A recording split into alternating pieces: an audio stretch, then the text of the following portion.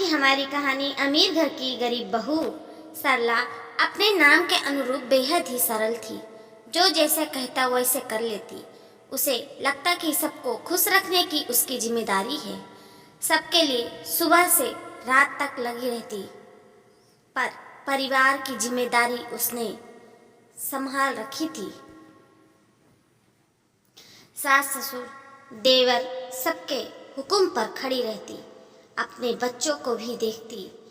गरीब घर की बेटी को माँ ने यही सीख देकर भेजा था कि बेटी, हमारे पास धन नहीं है देने को, बस गुण है, उससे ही ससुराल वाले से बनाए रखना। साधारण पढ़ी लिखी सरला ने माँ की यही बात गांठ बांध ली और उसी को अपना भाग्य मान ली। वो सबके करके चलती, पर घर में उसकी कदर नहीं थी।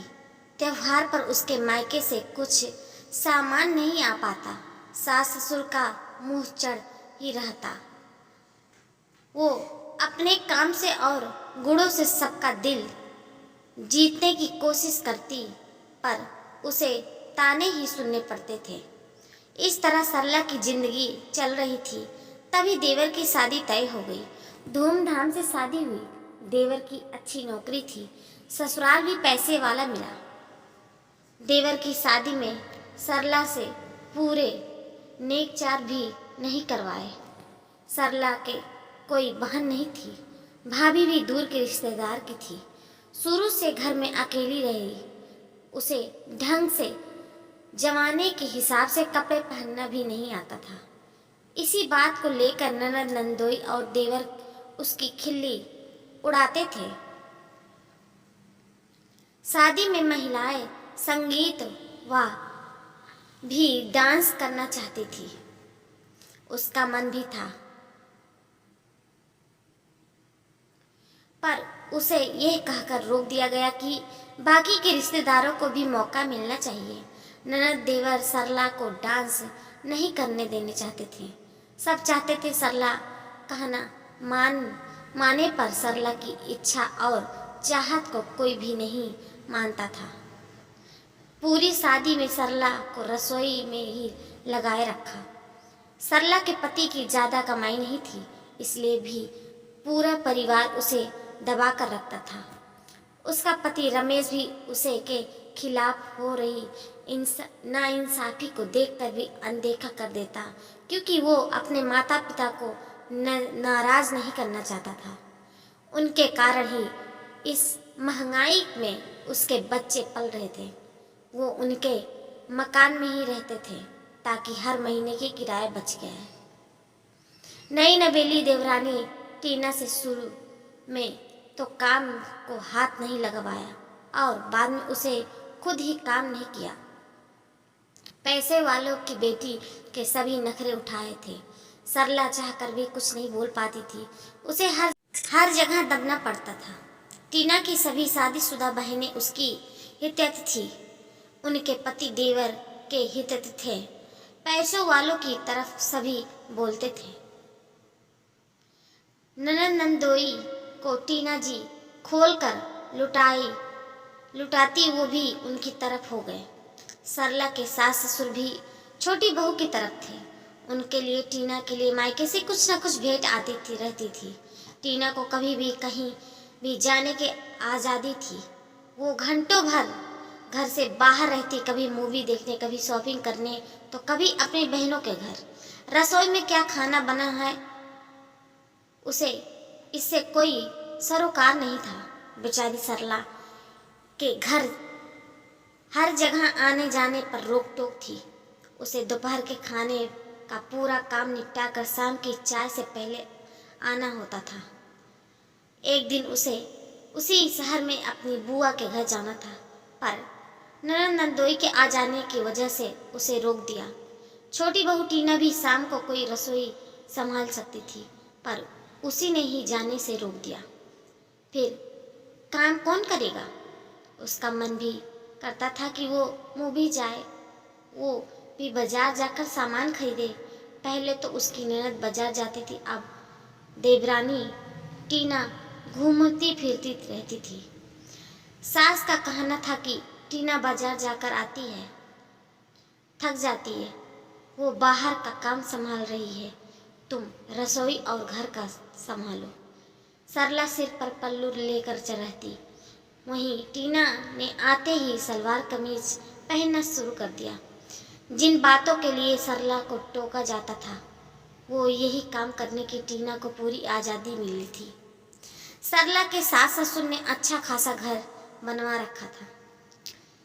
घर में किसी चीज़ की कमी नहीं थी। रिटायर होने के बाद भी उनकी अच्छी खासी पेंशन आ रही थी। देवर की भी अच्छी कंपनी में नौकरी लगी थी। रमेश ने साधारण पढ़ाई पढ़ी थी। एक सेठ की दुकान में वो कम सैलरी में काम करता था। रमेश के लिए इसीलिए उन्होंने ज़्यादा मुंह नहीं खोला, सरला से शादी करवा दी। सभी ससुर जी के ही मकान में रह रहे थे। सबको अपने कमरे मिले थे, पर देवर की नज़र पूरे मकान पर थी। वो बड़े भाई और भाभी को इस घर से निकालना चाहता था। ऊपर भी छोटे 2 कमरे बने हुए थे, उनमें किराएदार रहते थे, जो सास के तेज स्वभाव के कारण ज़्यादा टोक-टाकी से दुखी होकर घर खाली करके चले गए। देवर और टीना ने भाई भाभी को घर से निकालने की कितनी बार साजिश, पर कोई चाल काम नहीं आई, तो टीना ने दूसरा रास्ता अपनाया।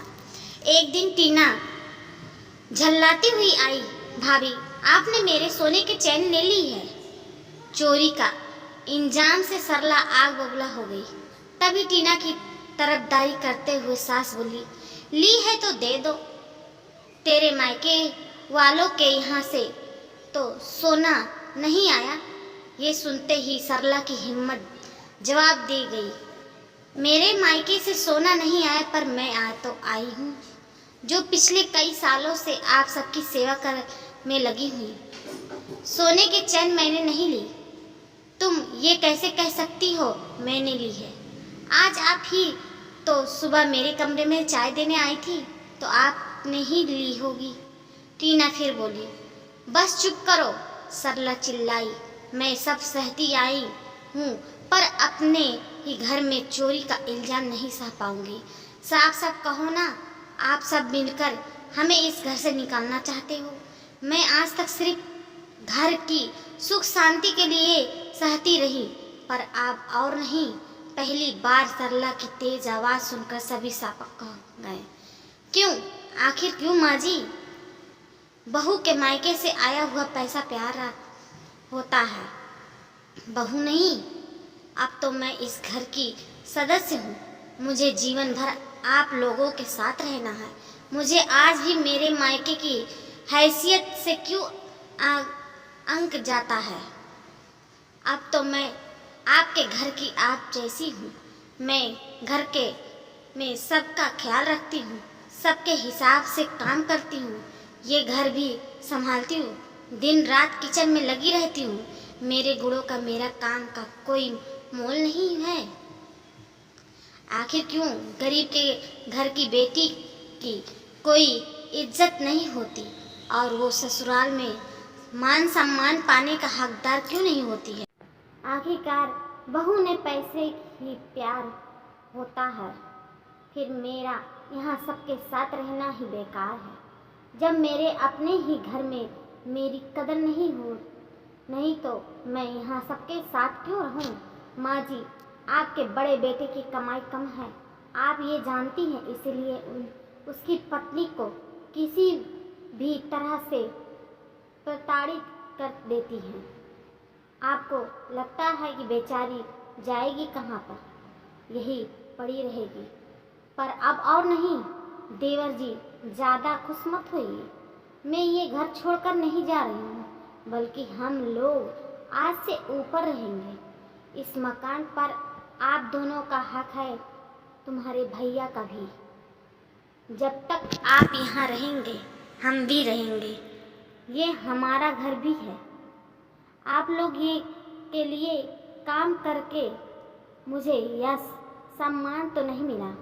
अब मैं अपनी माँ का सिखाया हुआ हुनर सिलाई करके कुछ कमाने की कोशिश करूँगी, पर इस तरह से अपमान नहीं सहूँगी। माँ जी, बहू तो मैं भी हूँ। घर की आज तक मैंने अपने सारे कर्तव्य निभाए, अपनी सारी जिम्मेदारी पूरी की है। काश मेरे पति भी पास अच्छा पैसा होता तो आज आप सब हमारी इज्जत करते। ये बात अलग है कि मैं गरीब बहू हूँ और टीना अमीर बहू है, पर परिवार तो एक ही है। आपके अमीर घर की मैं गरीब बहू हूँ। मैं कुछ लेकर नहीं आई, पर अपना सब छोड़ कर आई हूँ। सासू जी, आप अपनी रसोई खुद संभालें, क्योंकि टीना तो बाहर का काम संभालती है। ये कर सरला पूरे आत्मविश्वास से अपना कमरा खाली करने लग गई थी और उसके पति रमेश ने आकर उसकी मदद की। ये देखकर उसका सिर गर्व से ऊंचा हो गया। पाठ को ऐसे अक्सर होता है, सास का झुकाया उसी बहू पर होता है जो मायके से भर भर के सामान लाती है। अक्सर सास दोनों बहुओं में फर्क करती है, भेदभाव करती है। जिस बेटे की कमाई कम होती है उसकी पत्नी को दबाया जाता है, बहुत कुछ सहन करना होता है, और जिस बेटे की कमाई ज़्यादा होती है वो सास ससुर को नचा देती है और वो उसके आगे पीछे उसके हिसाब से चलते हैं भी हैं। मैंने अक्सर कई घरों में देखा है कि गरीब घर की बेटी को दबा कर रखा जाता है। उसे जल्दी उठने से लेकर घर के सारे काम करवाए जाते हैं। वहीं घर की दूसरी बहू आती है और अगर वो पैसे वाली हो तो उसके आगे ससुराल वाले पीछे जाते हैं। पैसे की कदर होती है, इंसान की नहीं। अक्सर गरीब घर की बेटी को पैर की जूती और अमीर घर की बेटी को सिर पर बैठाकर रखा जाता है। जब माँ अपने बच्चों में भेदभाव नहीं करती हैं तो सास बहुओं में भेदभाव क्यों करती हैं? उसके लिए तो दोनों ही सम्मान होनी चाहिए। आपकी क्या राय है मुझे बताइएगा। हमारा स्टोरी अच्छी लगी हो तो ढेर सारा शेयर कीजिए, कमेंट बॉक्स में ज़रूर बताइएगा और हमारे चैनल को सब्सक्राइब कर लीजिएगा। धन्यवाद।